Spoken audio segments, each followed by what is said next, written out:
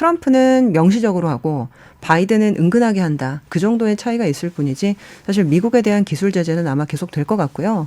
그리고 아시겠지만은 지금 현재 바이오 시큐어 액트라고 해서 생물 보안법, 이 생물보안법은 이제 보조금을 주는 정책은 아니긴 하지만 중국 기업과 이제 관계를 끊어라, 거래하지 말라라는 건데 이게 지금 하원을 통과를 해서 상원 통과만을 앞두고 있는 상황이거든요.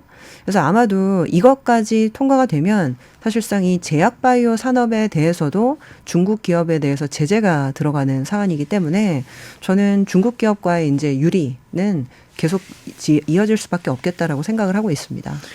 민주당이 전통적으로 중국의 인권 문제에 대해서 이 제기를 많이 하면서 사이가 안 좋기도 한데요. 뭐 미국 하원 의장도 그랬었고요. 뭐 그런 분위기는 부통령도 마찬가지인가요? 사실 그 인권 문제에 대해서는 당연히 민주당에서는 기본적으로 사실 카말라 해리스는요, 민주당 내에서도 약간 조금 더 좌적인 성향을 갖고 있는 사람입니다. 그래서 그런 부분들을 좀 드러내지 않기 위해서 중도적인 어떤 얘기들을 일부러 많이 하는 훈련들을 했다라고 얘기를 하더라고요. 네. 그러다 보니까 훨씬 더 중국의 인권 문제에 대해서는 아주 이제 스트릭트, 굉장히 좀 약간 좀 강한 의견을 좀 갖고 있는 그런 사람이고요. 근데 이제 중요한 게 이런 것들을 지금 굳이 선거를 앞두고 자극을 시킬 필요까지는 없기 때문에 아주 전면에 나서서 얘기를 하고 있지는 않은 것 같아요. 근데 아마도 실제 대통령이 됐을 때는 그런 부분들을 좀 부각을 시키면서 결국 이 제조업을 미국으로 이제 회귀하는 하나의 좀 수단이나 내지는 방법론으로 사용할 수도 있겠죠. 그 예전에 보면 사실 뭐 신장지구나 이런 데에서 강제노동이 있었다더라. 근데 이 강제노동이 있었던 부분에서 생산된 면화나 이런 것들을 우리가 쓸 수 없다. 그러면서 전체 뭐 나이키나 이런 데서 쓰고 있는 실이나 이런 부분이 중국 제품을 몇 % 사용했는지 이런 것들에 따라서 우리가 관세를 매기겠다. 뭐 이런 얘기도 하고 그랬었거든요. 그래서 아마 이런 식으로 굉장히 좀 간접적이고 아주 세밀하게 좀 제재가 들어올 가능성은 언제든지 열려 있다. 이렇게 봐야 될 것 같습니다. 트럼프 전 대통령 같은 경우에 4년의 재임 기간이 있어서 경제 정책에 대해서 이런저런 추측을 조금이나마 할 수 있는데요. 물론 달라지는 부분도 있겠지만요. 상대적으로 해리스 경제에 대해서는 잘 알려져 있지 않은데요. 오늘 뭐 조금 얘기가 나오긴 했습니다만 해리스 경제는 어떻게 요약을 할 수 있을까요? 네, 처음에 이제 모두 발언을 시작하면서 오퍼튜니티 이코노미라는 표현을 썼습니다. 최근에 이제 경제 공약을 발표하면서 지금 썼던 이제 캐치프레이즈인데요.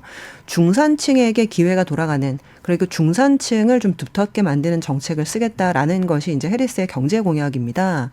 그래서 이제 긍정적으로 보게 되면 일단은 그 부유층에서 세금을 걷어서 그 세금으로 교육 그리고 보육 그리고 각종 이제 중산층 관련된 어떤 정책적인 지원들을 좀 두텁게 해서 좀 이 중산층과 내지는 저소득층이 잘 사는 경제를 만들겠다라는 그런 정책을 지금 지향을 하고 있거든요.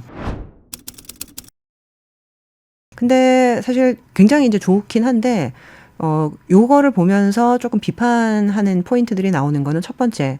그러면 그 돈은 어디서 나오느냐? 결국에는 부유층의 세금을 올리는 부분들도 같이 병행이 될 텐데 그것만 가지고는 부족하거든요. 이번 바이든 행정부에서 보면 여러 가지 각종 보조금들이 자행이 되면서 실제 국채 발행이 급격하게 증가를 해서 미국의 국가 부채가 급속도로 늘어났다라는 얘기들이 있었는데 결국에는 해리스 2기가 되면 이게 더 심해지는 거 아니냐라는 얘기들이 좀 있거든요. 네. 그래서 이번에 이제 그 오퍼튜니티 이코노미 공약 발표할 때 보면 대규모로 주택 공급을 하겠다. 근데 그 주택 공급이 이제 민간 주택 공급이 아니라 공공주택 보급이거든요.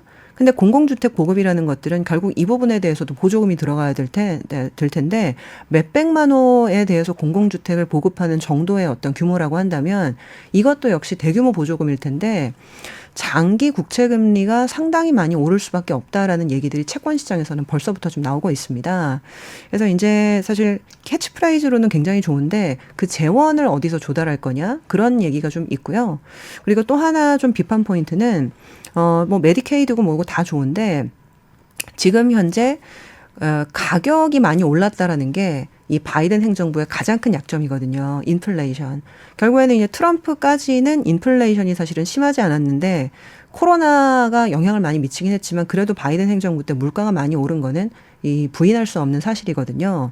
그러다 보니까 이제 물가를 어떻게 낮출 것인가가 그 오퍼튜니티 이코노미에 대한 경제 정책 공약에 상당히 많이 들어가 있어요. 근데 저도 좀 보고 깜짝 놀랐던 부분이 뭐냐면 물가가 오른 것은 기업들의 탐욕 때문이다. 이렇게 표현을 했습니다. 그래서 결국에는 이제 이 컵이 500원에 팔리다가 800원에 팔리는 거는 사실상 한 600원 정도까지만 올라서 마진을 조금 남길 수도 있었는데 기업들이 그 마진을 그대로 유지하고자 하다 보니 당신들이 부담하는 가격이 많이 올랐기 때문이다. 그래서 기업들을 조금 때려야 된다라는 형태의 그 법이 들어갔습니다. 그래서 제가 조사를 해보니까 미국이 그 법을 제정해서 그러니까 보통 이제 뭐 IRA도 액트였고 칩스 앤 사이언스 그도 액트잖아요.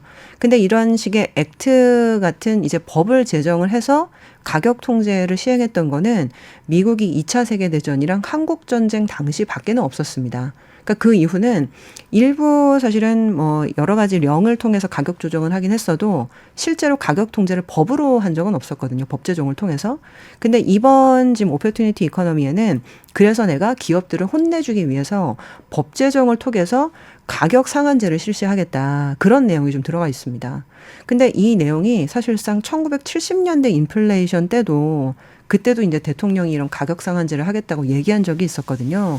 그래서 이거는 40년 전의 데자뷰 아닌가 저는 이런 생각도 좀 들긴 했는데 어쨌거나 사실 지금 굉장히 취지는 좋아요. 그러니까 중산층을 살리고 어떤 재정을 거기다 대규모로 투입을 해서 미국민들의 지금 삶을 좀 풍요롭게 만들겠다라는 이 캐치프레이즈 자체는 좋은데 그 재원을 어디서 조달할 건가. 그리고 이제 가격이 오르는 부분들을 기업의 탐욕으로 규정한 부분들 이런 부분들은 지금 미국 내에서도 상당한 좀 비판이 나오고 있기 때문에 좀 일단 11월 초 선거까지 이 반응들이 이제 어떻게 좀 실제 선거판에 반영이 될지는 지켜봐야 될 부분이 있다라고 봅니다. 트럼프 전 대통령과 해리스 부통령의 토론을 계기로 해서 경제 정책 어떻게 전개될지 짚어봤습니다. 오늘 긴 시간 고맙습니다. 감사합니다.